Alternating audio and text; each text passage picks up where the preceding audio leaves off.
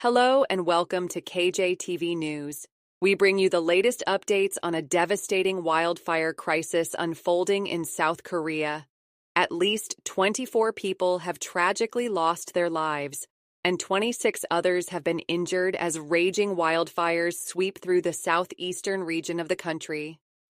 Thousands of firefighters and military personnel are battling the flames, which have been fueled by strong winds and dry conditions. The fires first ignited in Sancheong County last Friday before quickly spreading to neighboring areas, including Wiseong, Andong, Cheongsong, and Yongyang. Authorities have described the situation as unprecedented, marking the worst wildfires in South Korea's history. Acting President Han Duck-soo has declared a state of emergency, urging all available resources to be deployed to contain the infernos. Among the destroyed landmarks is the historic Gonsa Temple in Wiseong, which stood for over 2,300 years.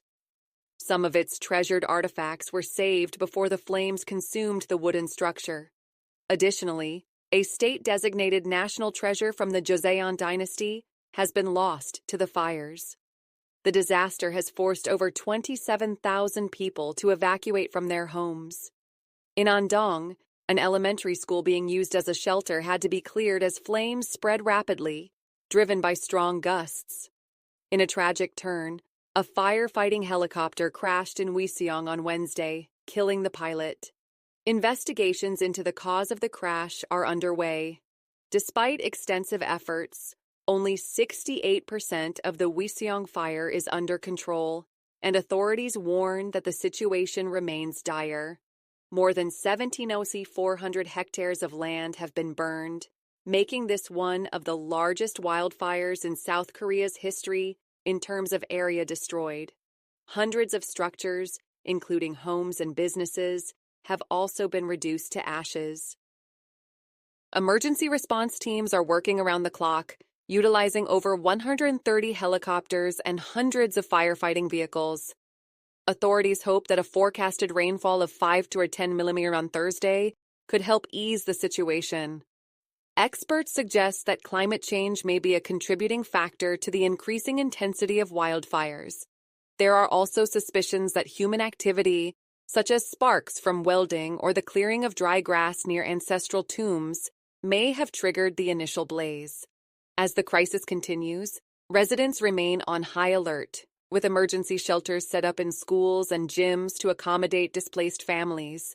Historic sites such as Haho Folk Village and Byongsan Confucian Academy in Andong are also under threat. We will keep you updated as more details emerge. For continuous coverage, stay tuned to KJTV News. In other news, the University of Sussex has been fined a record-breaking $585,000 by the Office for Students, OFS, for failing to uphold freedom of speech, marking the largest penalty ever issued by the higher education regulator.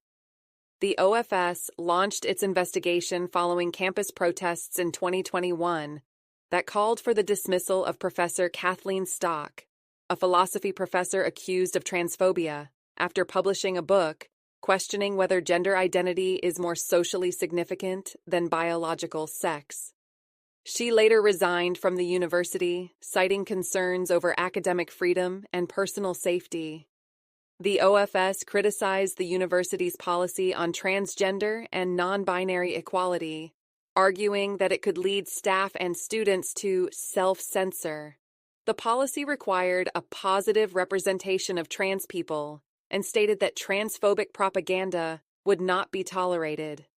According to the OFS, this created a restrictive environment that discouraged the open discussion of gender-critical views. The regulator concluded that the policy had a chilling effect on Professor Stock's ability to express and teach her views. In response, the University of Sussex announced plans to legally challenge the decision, accusing the OFS of conducting a politically motivated inquiry. Vice-Chancellor Professor Sasha Roseneel strongly condemned the ruling, stating that it undermines universities' ability to protect staff and students from harassment and discrimination. She argued that the OFS was enforcing libertarian free speech absolutism and accused the regulator of regulatory overreach. The fine, which is 15 times larger than any previous sanction issued by the OFS, comes after new powers were granted to the regulator in January, allowing it to impose monetary penalties on institutions that fail to uphold freedom of speech. The OFS also criticized the university's decision-making process, stating that key free speech and equality decisions were made by individuals without the authority to do so, potentially harming students and staff.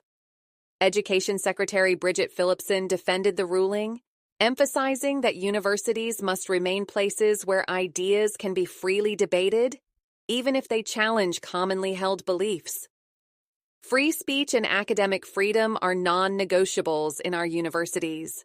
Students and academics must not be muzzled by the chilling effect demonstrated in this case, she stated.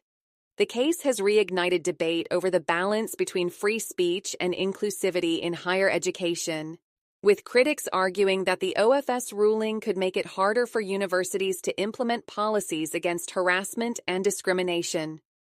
Meanwhile, free speech advocates have welcomed the decision, viewing it as a necessary step to protect open debate on campuses.